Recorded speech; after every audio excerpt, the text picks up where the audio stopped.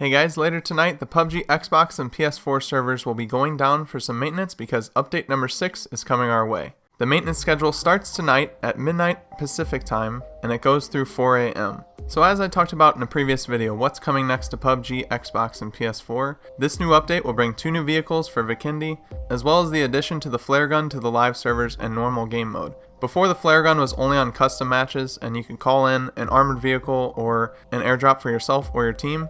But now the flare guns are going to be lootable in all the maps, so you'll be able to actually find flare guns out in the world. As always, the patch also includes a number of bug fixes and performance improvements, so let's go ahead and get into it and see what all's in store. Also, one more quick thing, if you log in after the maintenance ends for this patch until May 7th, you'll be getting a 2nd anniversary cap, which is to signify PUBG being around for 2 years. First off, let's start off with some news that's actually been delivered already, but many of you might not know about it yet. The Survivor Pass Vikendi is being extended for 7 days.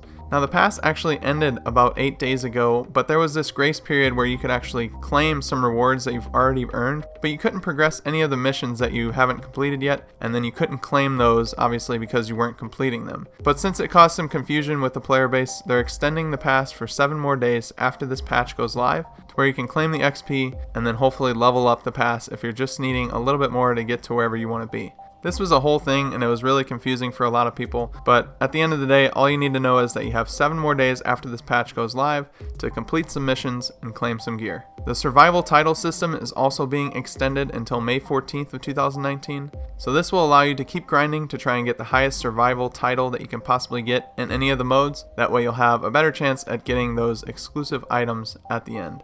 But let's get into the new content that's going to be added with this patch. So there are 2 new vehicles. First, we'll go over the snow bike. It's a Vikendi exclusive vehicle. The snow bike replaces motorbikes on Vikendi, and while the snow bike lacks durability, it can get shot and blown up pretty quickly. It makes up for it with high speed and great maneuverability, so you'll be able to navigate the snow much better, even better than the snowmobiles on Vikendi, because you'll be going faster, and you'll just have that better control because it's a smaller vehicle. The other new vehicle being added is the Zima, and the Zima will replace the UAZ on Vikendi.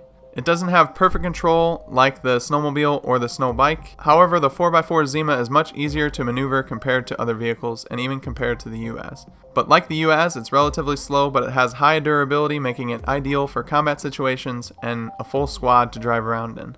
You're not going to be getting blown up in 2 seconds in this thing.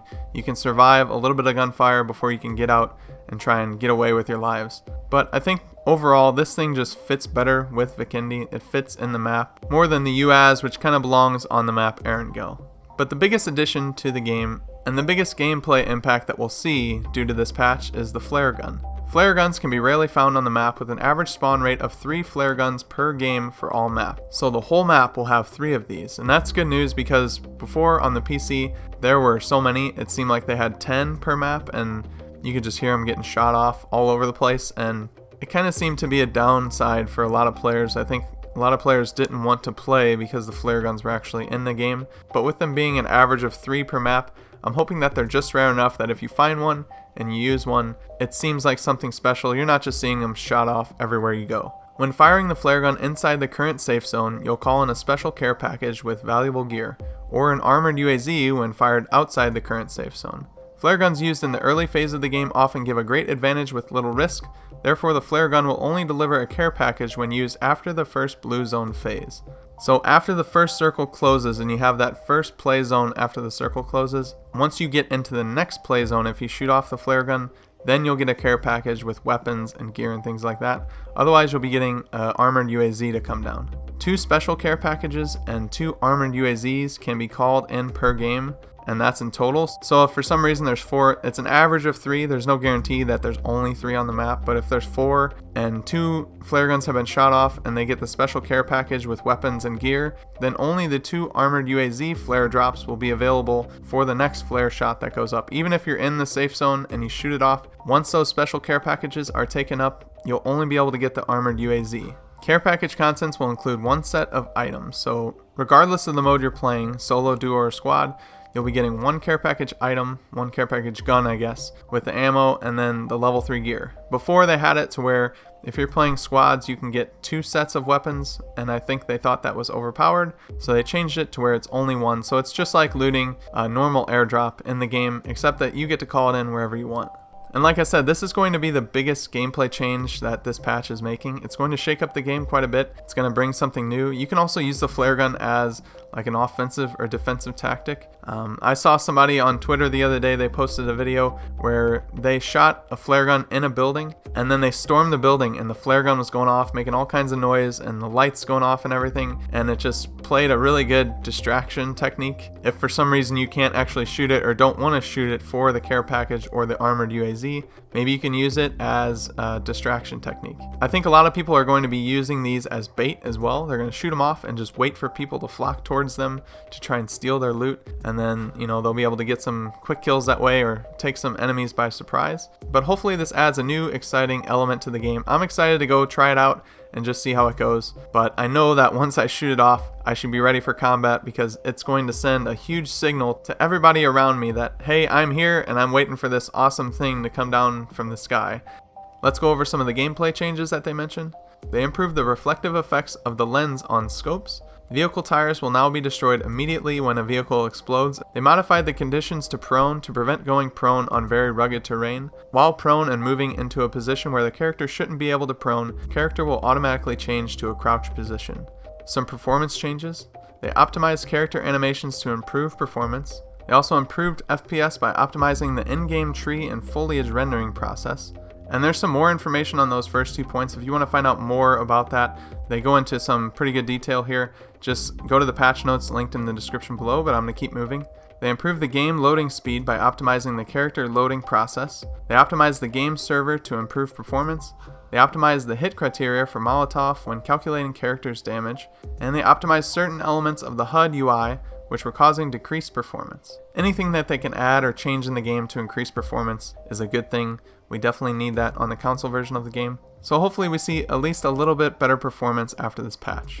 Some changes to the custom matches. They fixed grammatical errors of certain text within the custom match UI, and they made a system improvement which they changed the result screen of the match. They separated it from the session itself. When a custom match finishes, players will now be able to review the results screen for 10 minutes. The next custom match can be launched 1 minute after exiting the previous match. Alright, I'm going to go through the bug fixes here. There's not 83 or a billion this time, so hopefully I'll be able to get through all of them.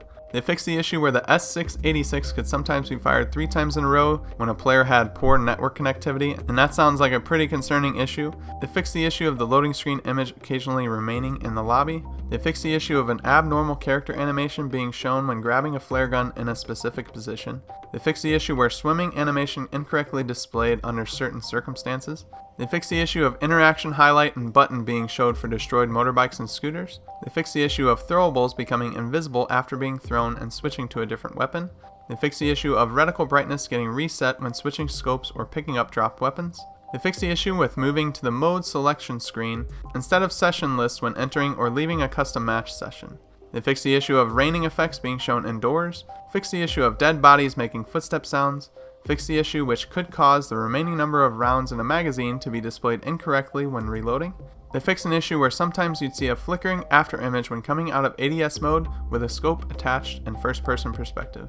They fixed an issue of an animation being displayed backwards when a character is armed with melee weapons and walking backwards. They fixed the issue of a character and its shadow not displaying some swimming animations in first person perspective mode. They fixed the issue which prevented switching helmets, vests, and weapons when the inventory is full, which is strange. They fixed the issue where a smoke grenade fuse starts to go off when touching the ground instead of when the pin is pulled out. They fixed the issue of being unable to switch weapons when pulling out the safety pin of a grenade. Just be careful when you do that. They fixed the issue of a name of 2 skins being identical. They fixed the issue where Molotov's flame sound could be heard over 1 kilometer radius. They fixed the issue of care package being stuck in an abnormal position when obstructed from landing. They fixed an issue with characters attacking with fists instead of throwing throwables when a player had poor network connectivity. And last but not least, they fixed the issue which could cause grenades to deal damage through walls of certain buildings, and that can be a very damning issue, so hopefully that is fixed. But that was a long list of bugs. It's good to see that these things are getting fixed, and it's good to see these performance changes and gameplay changes, as well as the 2 new vehicles on Vikendi and the flare gun being added to the game.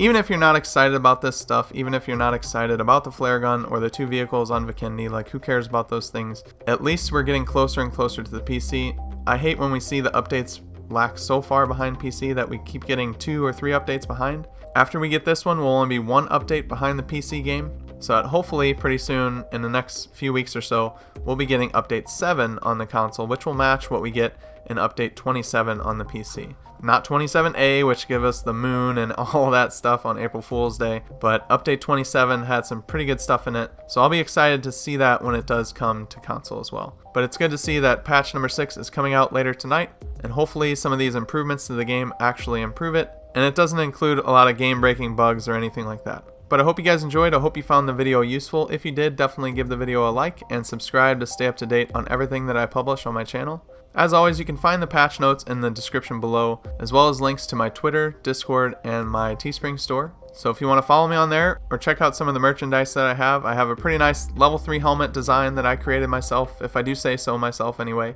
I think it's pretty nice, so if you want to check that out. But with all that being said, thanks for watching, guys. Hope you have a good rest of your night, day, or whenever you're watching this. But until next time, I'll see you later.